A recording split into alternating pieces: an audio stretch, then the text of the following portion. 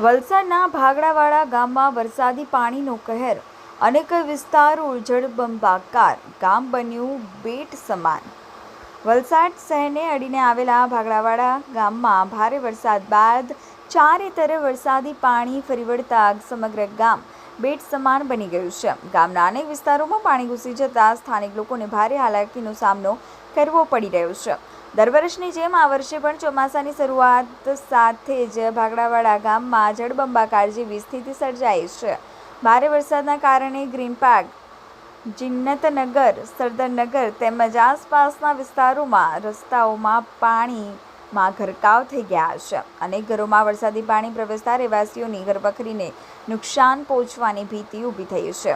સ્થાનિક રહેવાસીઓના જણાવ્યા મુજબ વિસ્તારમાં થયેલા આડેધડ પુરાણ અને ગેરકાયદેસર બાંધકામના કારણે વરસાદી પાણીના કુદરતી નિકાલનો માર્ગો બંધ થઈ ગયા છે. પરિણામે વરસાદી પાણી બહાર નીકળી શકતું નથી અને રહેણાંક વિસ્તારોમાં ભરાઈ જાય છે. રહીશોએ આક્ષેપ કર્યો છે કે તંત્રની બેદરકારી અને સમયસર યોગ્ય આયોજનના અભાવે દર વર્ષે આવી જ સ્થિતિ સર્જાય છે. અનેક રજૂઆતો છતાં સમસ્યાનો કાયમી ઉકેલ લાવવામાં આવ્યો નથી. સ્થાનિકોએ જિલ્લા અને નગરપાલિકાના ઉચ્ચ અધિકારીઓને તાત્કાલિક ગેરકાયદેસર દબાણો અને પુરાણ દૂર કરીને વરસાદી પાણીના નિકાલની યોગ્ય વ્યવસ્થા કરવાની માંગ કરી છે. તેઓએ જણાવ્યું છે કે જો સમયસર કાર્યવાહી કરવામાં આવશે તો દર વર્ષે સર્જાતી આ વિકટ પરિસ્થિતિમાંથી હજારો લોકોને રાહત મળી શકશે. હાલ સમગ્ર વિસ્તારમાં પાણી ભરાયેલા હોવાથી લોકોને અવરજવર, રોજિંદા જીવન અને જરૂરી સેવાઓ મેળવવામાં ભારે મુશ્કેલીઓનો સામનો કરવો પડી રહ્યો છે. સ્થાનિકોમાં તંત્ર સામે રોષ જોવા મળી રહ્યો છે અને વહેલી તકે કાયમી ઉકેલ લાવવાની માંગ વધુ પ્રબળ બની છે. મારું નામ ઝુબેર શેખ છે. ભાગડાવાડામાં દર વખતેની જેમ આ વખતે બી આ જ પરિસ્થિતિ છે. દર વર્ષે જે રહી છે તેવું જ છે.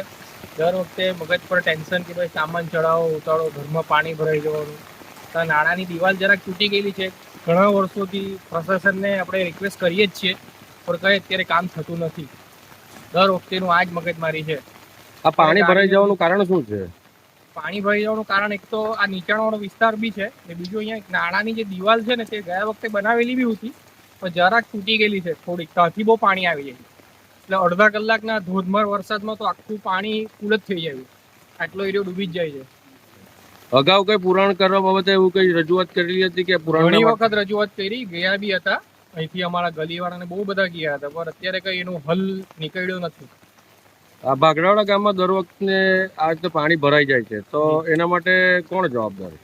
પ્રશાસન ને બીજું છે કે અત્યારે બહુ પાણી બધું ઊંચાણ બી બહુ થઈ ગયું, બ્લોક લાગી ગઈ, એ બી કારણ બની શકે. બીજું એક નાળો છે તે એના કારણે તરત જ ભરાઈ જાય છે, એના કારણે બહુ જલ્દી પાણી આવે છે. આ અંગે તમે કોને કોને રજૂઆત કરી છે? ગ્રામ પંચાયતમાં સરપંચ સાહેબને બી અમે કહી આવેલા હતા, પેલા અમે આંટીને બધા મળીને. બીજું નઈમભાઈને બી અમે કહીએ જ છીએ. હવે જુઓ હવે શું થાય. અંદાજે કેટલા મકાનો છે અહીંયા પાણીમાં જે પાણી ભરાય છે મકાનની અંદર?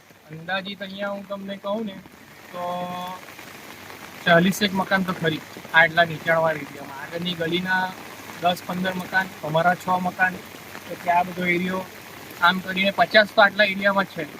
સરદારનગર ગેટની પાસે 40-50 મકાન હશે. રજૂઆત કરી છે ને હવે પાછા અમે જવાના છે. આ વરસાદ પછી એટલે પાછી એકવાર રજૂઆત કરવા જવાના છે બધા ગલીવાળા મળીને.